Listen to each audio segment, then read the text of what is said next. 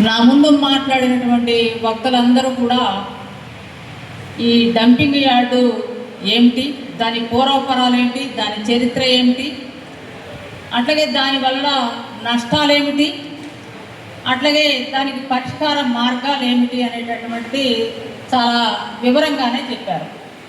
అయితే ఇది ఇక్కడే ఎందుకు పెట్టారు, జవహర్ నగర్లోనే ఎందుకు పెట్టారు, అది రాజ్యాంగ విలువలనన్నింటినీ కూడా కూనీ చేస్తూ రాజ్యాంగ హక్కులనన్నింటినీ కూడా తొక్కలో తొక్కుతూ మానవ హక్కులన్నింటినీ కూడా మరుగున పరుస్తూ ఎందుకు జవహర్ నగర్లోనే ఎందుకు పెట్టారు?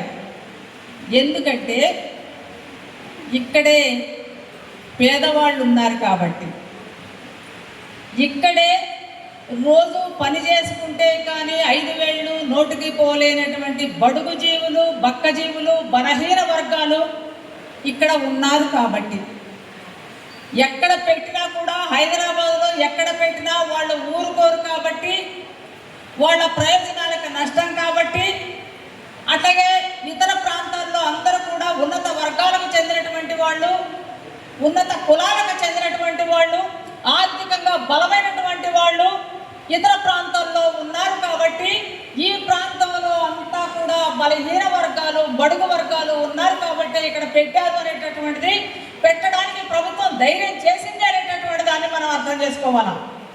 వాళ్ళ ధైర్యం ఏమిటంటే మనమేమి మాట్లాడమని, మీరు ఏమి చేసినా, మీరు మా ఆరోగ్యాన్ని ఎంత దెబ్బతీసినా, మా పిల్లల ఆరోగ్యాలను ఎంత దెబ్బతీసినా, మా కుటుంబాలని ధ్వంసం చేసినా, మా నీటిని కలుషితం చేసినా, మా వాతావరణాన్ని అంతా కూడా చెడగొట్టినా వీళ్ళేమి మాట్లాడరు అనేటటువంటి ఒక ధైర్యంతో పాలక వర్గాలు ఉన్నాయి. ఎందుకంటే ఇప్పటికి 5 సార్లు ఎన్నికలు జరిగినాయి. ఈ డంపింగ్ యార్డు పెట్టిన తర్వాత వచ్చిన ప్రతి వాళ్ళు మీకు హామీలు ఇస్తూ ఉండుంటారు. మేము వస్తే, మమ్మల్ని గెలిపిస్తే, మేము అధికారానికి వస్తే, మాకు పదవులు వస్తే మేము ఖచ్చితంగా ఈ డంపింగ్ యార్డుని తొలగిస్తాము అని మీకు హామీ ఇచ్చే ఉంటారు. ఎందుకంటే మీ చేతిలో ఓట్లు ఉన్నాయి కాబట్టి, ఆ ఓట్లు వాళ్ళకి కావాలి కాబట్టి, మీ ఓట్లు వేస్తేనే వాళ్ళకి అధికార పగ్గాలు చేతికి వస్తాయి కాబట్టి. కానీ 5 సార్లు ఓటేసిన ఆ డంపింగ్ యార్డు మాత్రం అది తగ్గకపోగా ఇంకా పెద్ద కొండలాగా తయారైందనేది మీ మాటల్లోనే వ్యక్తమవుతుంది. బ్యానర్లో మీరు వేసినటువంటి ఫోటోనే తెలియజేస్తూ ఉంది, అది పెద్ద కొండలాగా తయారైందని. మీరు 2016-17లో పెద్ద ఎత్తున ఉద్యమం చేశారు. దాదాపు మీరు ఇందాక మాట్లాడిన మాటల్లోనే చెప్పారు, డంపింగ్ యార్డు ముందు దాదాపు 10,000 మందితోటి ప్రదర్శన చేశారు, పెద్ద ఎత్తున ధర్నా చేశారు. వాళ్ళు దిగొచ్చి హామీ ఇచ్చారు మీకు, కానీ ఆ హామీ నెరవేరలేదు. అయినా 10 సంవత్సరాలు గడిచింది. 10 సంవత్సరాలు గడిచినా కూడా అది ఇంకా ఇంకొక కొండ పక్కన తయారైందే కానీ ఆ హామీని నెరవేర్చరు కూడా. ఎందుకంటే ఇది పాలక వర్గాలు ఏమి చేయలేనటువంటి స్థితిలో ఉన్నారు కాబట్టి.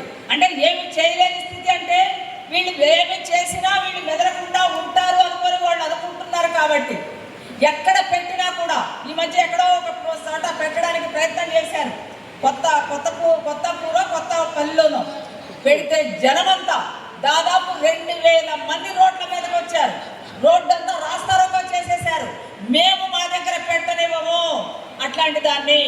ఆ డంపింగ్ యార్డే వస్తే మా దగ్గరకు వస్తే మా పిల్లల ఆరోగ్యం పాడవుతుంది, మా ఆరోగ్యం పాడవుతుంది, మా దగ్గర ఉన్నంత నీరంతా కలుషితం అవుతుంది, మేము పెట్టనివ్వము అని చెప్పి వాళ్ళు రోడ్డెక్కి కదలకుండా కూర్చున్నారు ఉదయం నుండి సాయంత్రం దాకా. అది ఉద్యమం.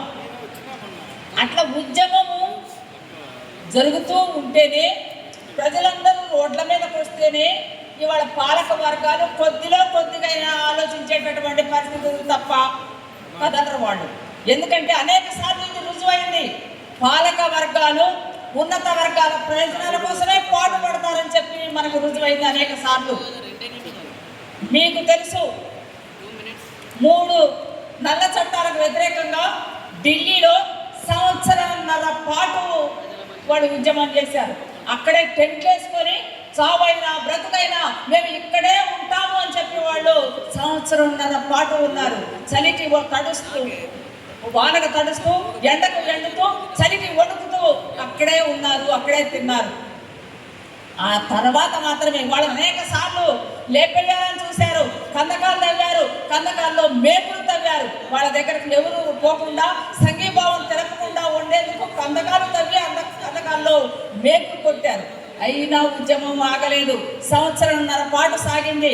సంవత్సరంన్నర పాటు సాగిన తర్వాత మాత్రమే ప్రభుత్వం దిగొచ్చి మేము నల్ల చట్టాలను 3 రైతు వ్యతిరేక చట్టాలను వెనక్కి తీసుకుంటున్నామని ప్రభుత్వం ప్రకటించాల్సి వచ్చింది. మోడీ నాకు ఎదురు లేదనుకున్నటువంటి మోడీ, మేము రైతులతో చర్చించేదే లేదు అన్నటువంటి మోడీ, ఆ రైతులకు నాయకత్వం వహిస్తున్నటువంటి సంఘాలు ఏవైతే ఉన్నాయో ఆ సంఘాలతో మాట్లాడేది లేదు అన్నటువంటి మోడీ దిగి వచ్చి వాళ్ళతో చర్చించి 3 చట్టాలను రద్దు చేసుకుంటానని చెప్పాల్సి వచ్చింది.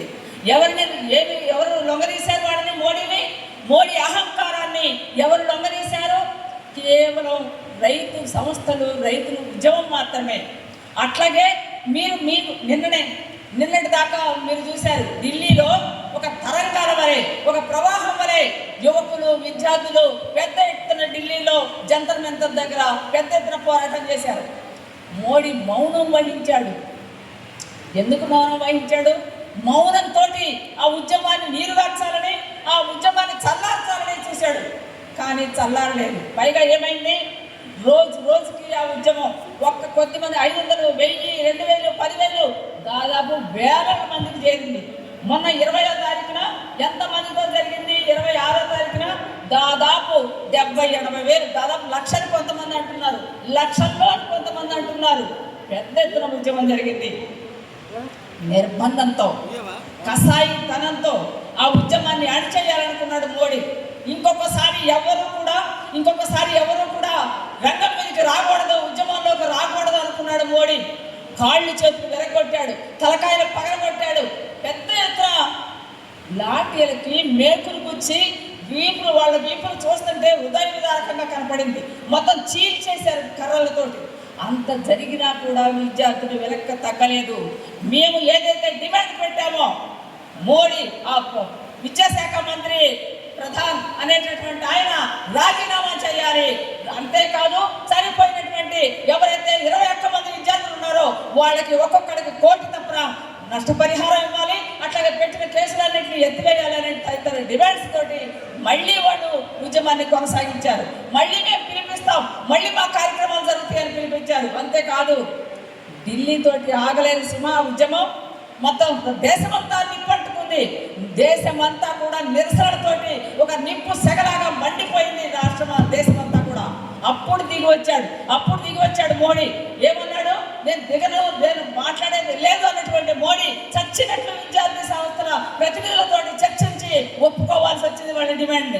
అందుకని మిత్రులారా, ఏదైనా కానీ ఈ పాలకులు అనేటటువంటి వాడు దున్నపోతు లాంటి వాడు.